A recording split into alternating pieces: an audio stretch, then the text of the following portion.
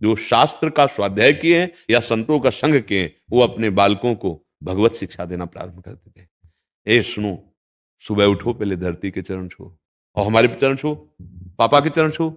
बच्चे को शिक्षा दी जाती है और इसके बाद थोड़ी देर नाम जा, स्नान करके आ, नाम जप कर, संयम से रहने की शिक्षा हमारे अंदर है, वही हम सिखा सकते हैं ना।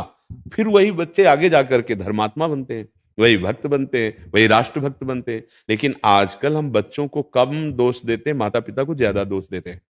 क्योंकि आपकी सावधानियां खुद खत्म हो चुकी हैं।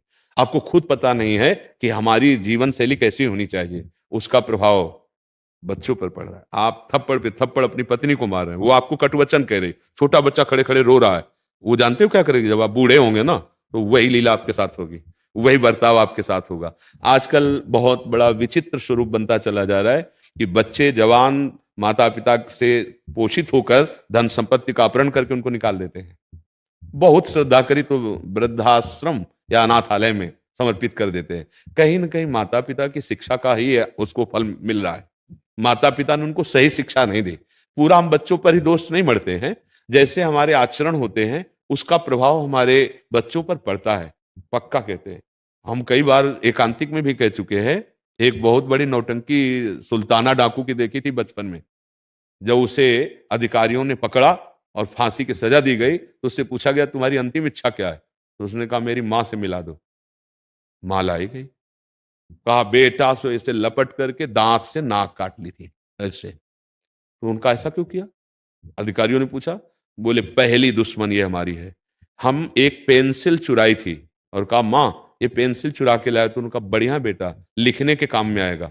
बस उस वचन ने मुझे सुल्ताना डाकू बना दिया और आज मैं फांसी पे चढ़ रहा हूं, इसलिए इसकी नाक काटी। अगर उस समय एक थप्पड़ मार देती तो जीवन भर के लिए मेरी गलती का ये संस्कार न पड़ता। तो बहुत कुछ, सबसे पहले माता पिता गुरु होते हैं, वही हमें शिक्षा देते हैं। पर माता पिता ही व्यसन युक्त हैं तो बच्चे को व्यसन मुक्त कैसे कर सकते हैं? माता पिता ही व्यभिचार युक्त हैं तो बच्चे को कैसे कर सकते हैं? माता पिता ही भ्रष्ट बुद्धि के हो रहे हैं तो बच्चों को संस्कार कैसे दे सकते हैं? गर्भस्थ शिशु से संस्कार प्रारंभ हो जाता है। जिस दिन पता चले कि गर्भ में बच्चा आ गया है, उस दिन से ब्रह्मचर्य का पालन दोनों को करना चाहिए, माता और पिता। कैसा है? बच्चा प्रकट हो गया है, अब हम उसके संस्कार जैसे डालेंगे वैसे बन जाएंगे। हमारे यदि गंदे आचरण तो अपने आप उसमें संस्कार जा रहे हैं। समझ लो, जब वो जवान होगा और अपना वर्ताव प्रकट करेगा तब रोते घूमोगे कि हमारा बेटा है। नहीं नहीं, उसके जनक आप हैं, जनक माने पिता, उन संस्कारों के भी जनक आप हैं। तो हमें लगता है कि बेटों से ज्यादा शिक्षा की जरूरत माता पिता को है। अगर वो सही आचरण करें तो अपने बेटों को सही आचरण सिखा सकते हैं। जब उनमें सही आचरण नहीं होगा तो कैसे सिखा पाएंगे? अब हमें बताइए क्यों? अच्छा, इसके बाद अपनी बेटी आवे तो सास कैसा बर्ताव करेगी, विचार करके देखो। और बहू के साथ कैसा बर्ताव करेंगे? ठीक है, बहू से पूछो तुम अपनी मां के साथ कैसा बर्ताव करोगे, सास के साथ कैसा कर रहे हो। ये सब, ये जो गृहस्थी के चरित्र हैं, ये सब भ्रष्ट होते चले जा रहे हैं। ऐसे कई, आप लोग तो संसार में समाचार सुनते होंगे, आप देखते हैं कि बूढ़ी माँ को बेटा मार रहा है, या बूढ़ी सास को बहू पिटाई कर रही है, या सास ससुर पति तीनों मिलकर के बहू की पिटाई कर रहे हैं। ये क्या है? ये राक्षसी बुद्धि कैसे आ गई? बोले भगवान का आश्रय नहीं, सत्संग सुना नहीं, शास्त्र स्वाध्याय नहीं, तो बुद्धि भ्रष्ट तो हो ही जाएगी।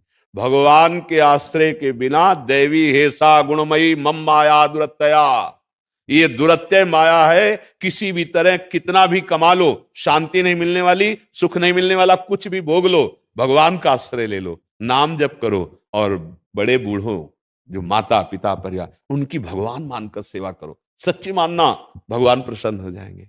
अपनी माँ में भगवान देखो, अपने पिता में भगवान देखो, बुजुर्गों में, बीमार में, पशु पक्षियों में। ऐसे अगर ऐसी दया की भावना आ गई, भगवान प्रसन्न हो जाएंगे। अगर हम किसी को भी समझाना चाहते तो पहले हमें समझना होगा।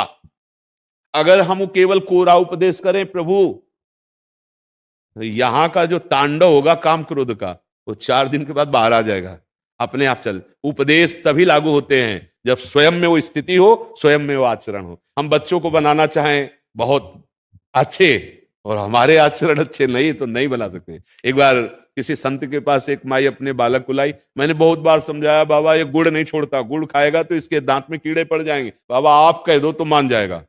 बाबा ने कहा 1 सप्ताह बाद आना। 1 सप्ताह बाद आए, उसको कहा बेटा तुम गुड़ मत खाया करो, गुड़ खाओगे पेट में कीड़ा हो जाएंगे, दांत में कीड़ा हो जाएंगे। ठीक है, नहीं खाना? उन्होंने कहा जी बाबा। बोले बाबा 1 हफ्ता के बाद क्यों कहा? आप उसी दिन क्यों नहीं समझ? बोले मैं गुड़ खाता था इसलिए। 1 हफ्ता हुए मैंने गुड़ छोड़ दिया, तब उसको उपदेश। तो हम अगर किसी को सुधारना चाहते हैं तो हमें पहले सुधरना होगा। नहीं, आप लड़खड़ाते हुए शराब पीकर घर में घुसो और बेटा को सोचो कि वो व्यसन मुक्त हो।